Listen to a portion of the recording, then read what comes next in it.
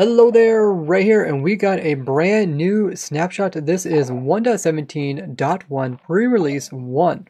So what this means is that they're going to come out with 1.17.1, but before they do that, they're going to have a couple pre-releases to make sure these changes don't cause any major problems. Now with 1.17 kind of being rushed and a lot of the stuff being pushed to 1.18, I did guess that they would start working on the next 1.17 version about 2 weeks after the full release, and here it is. So in this one they did some game mechanic changes as well as fix a bunch of bugs.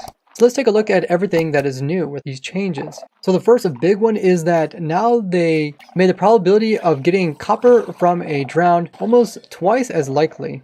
So in the past, it was a 5% chance of dropping an ingot, and it was additional 1% for every extra level of looting that you had. So with looting 3, it was an 8% chance. But now this has been changed, so now every time they are killed, it's an 11% chance that they will drop it.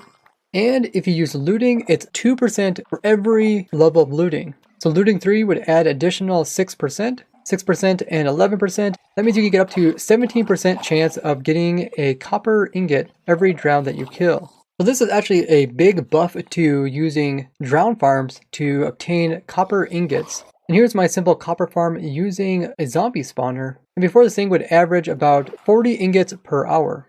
But now it'll produce around 85 per hour. Now it's still pretty slow if you need a lot of copper, but this is definitely a nice easy setup farm to get copper while you're AFKing.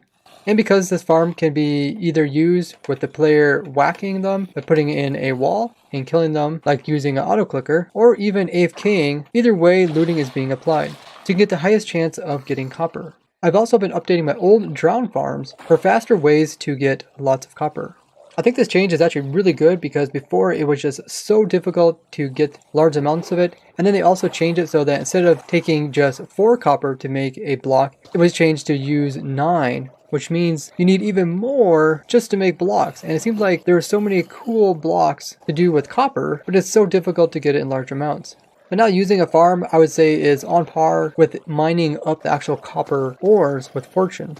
The next big change that they did is that you can no longer find the super rare axolotl just by a naturally spawned in one. Now the super rare ones are these kind of blue and gold ones. There used to be a 1 in 1,200 chance that one of these guys would spawn into the game, and now they won't spawn in at all. The way you can get them is by actually breeding other axolotls together, and then there's that super rare 1 in 1,200 chance that they will have a baby, which is the rare one. This was to kind of put it on par with the Bedrock Edition, so if I just feed that one some fish, and let's feed this one some fish, they will breed up, and let's see. Ah, we got a little baby. So this one's a pink one. In Bedrock Edition, they don't have the rare ones spawning into the game. So instead, the only way to get it is by breeding, and they add this to the Job Edition to make it harder to get. Otherwise, you could just use like an axolotl farm to get a bunch of them to spawn in and pick them up. And I was actually on stream designing this new farm, which is specifically designed to try to get the rare one before updating to the 1.17.1 version. So just like my axolotl farm, but except we're going to try to move them up with bubble columns up to the player, or you can automatically have it be killed. Now you could use my axolotl farm in a less automated way, just by building up the simple farm, and then going up to the AFK spot. And then in this farm, we will have glow squid, as well as the axolotls. And from up here, they should be able to spawn in. And then if you turn your options for entity distance all the way up, you can stand up here with a telescope or spyglass. You can look all the way down there. And if you turn on hitboxes by doing F3 plus B, when they spawn in, you can actually see them. So you can see these guys floating around, and they're also attacking the glow squid. And they will despawn over time. The glow squid will also despawn. So it's kind of like a glow squid farm, but you can also just wait until you see the right type of axolotl that you're looking for, the super rare one, which is kind of purple and gold. And then you could just hurry jump down there so it doesn't despawn, and then you could scoop them up with a bucket of water. So if you want to easily get to the rare axolotl, make sure to do it before updating to 1.17.1. And I live stream every Wednesday, Friday, Saturday, and Sunday. Whenever there is a new snapshot, I do a special stream with the viewers. And we hop onto my snapshot testing server, which is always open, and you guys are able to join me as we play around with the latest features. And thanks to Bisect Hosting for making this possible. They host Minecraft servers so you can play with your friends in your world. And if you use the code RAY, or use the link in the description, you will get 25% off for your first entire month. And doing so will support me and allow me to continue to do amazing things in Minecraft. And thank you everyone who has used it so far. Now the next one also has to do with breeding, and it's to do with screaming goats. So there's a 2% chance that screaming goats can spawn into the game, but now they made it so that if you breed 2 goats, there's a chance that you could get a baby screaming goat from 2 normal goats. Now, I actually did design a goat farm, which is this thing right here, but because they decided not to add the goat horns until 1.18, goats currently really don't drop anything. They don't even drop mutton. So I didn't show this farm in with the other ones, but it could be used to get screaming goats. But now that they added the breeding in, you have other ways to get them. If you're wondering what's all good with the screaming goats, I did an entire video covering that, which I'll link down below. They did another big change, which is they doubled the speed in which cauldrons can fill up with snow layers. So 1.17, when it snows and you have an empty cauldron, it will slowly add layers to it. And powder snow is kind of useful, so it was kind of hard to get large amounts of it. But now that the speed is double, it is quite a bit faster. Now when I tested this farm before, the ideal time to harvest was about every 1 hour worth of snowfall. But now that they have made it twice as fast, for the ideal harvest, it would be once every 30 minutes of snowfall, which still can take quite a while, especially if you're waiting for it to rain. And with servers that have like 1 sleep, they will end up sleeping, which also resets the weather downfall, so it won't rain for at least 10 minutes. So if someone keeps sleeping away the night, you'll never actually get any powder snow on your server. So keep that in mind if you're trying to farm this. The next change that they did is they have it so that Zombie Villager, Husk, and Drowns will no longer pick up glow ink.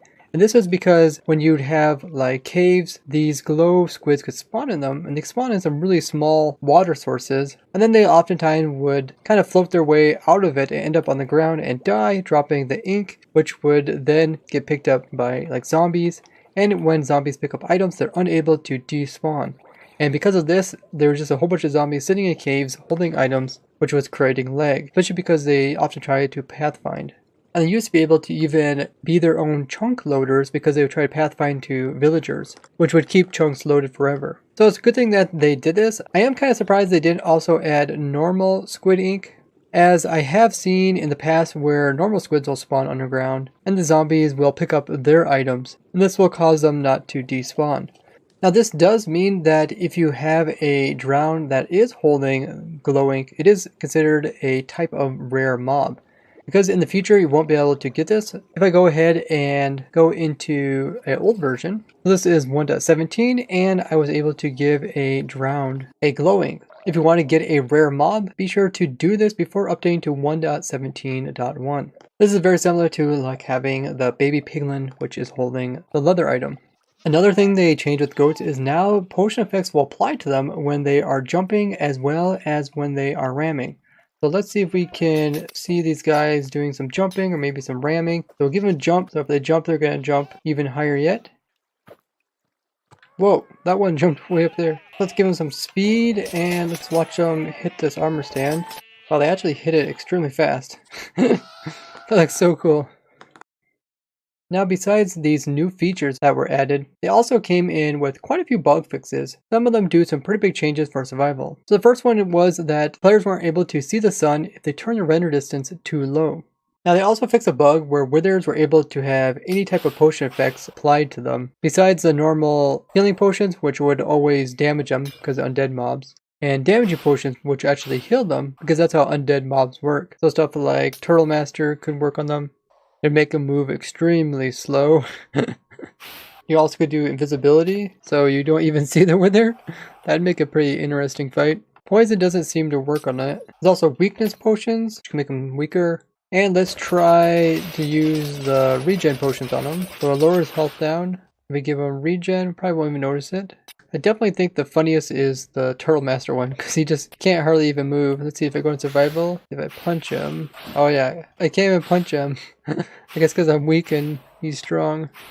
They fix a bug that if you would have swords with a lot of enchantments, if you put it into Anvil and it is named, it could actually roll over and become negative enchantments. This was due to the enchantments being saved as a short, but they're being loaded and functioning as an integer. They also did a couple different changes to do with text and font. So they fixed this bug where you could make Ghost Powder Snow by pushing it with a piston and dispensing it at the same time. So if we power this, it ends up over there instantly. We pull it back and power it again. It looks like it breaks, and it also looks like it's over there, but it also appears that's in here. And this is actually a ghost block right here. So if I update this by trying to place something there, it will instantly vanish.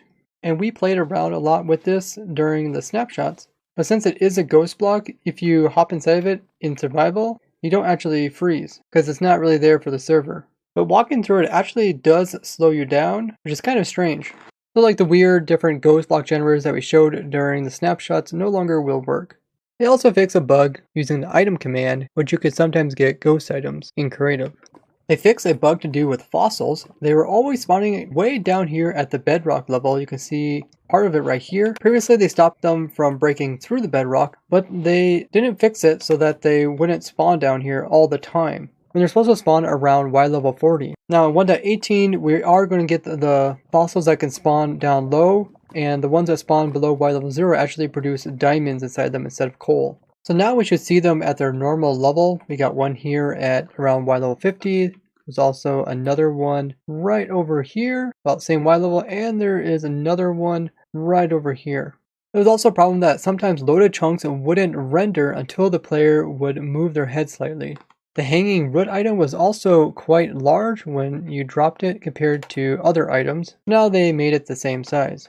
There was also a problem that logs near lava pools were still being converted into stone in some cases, which they've now changed. World generation data packs were also causing crashes or soft locking of the game.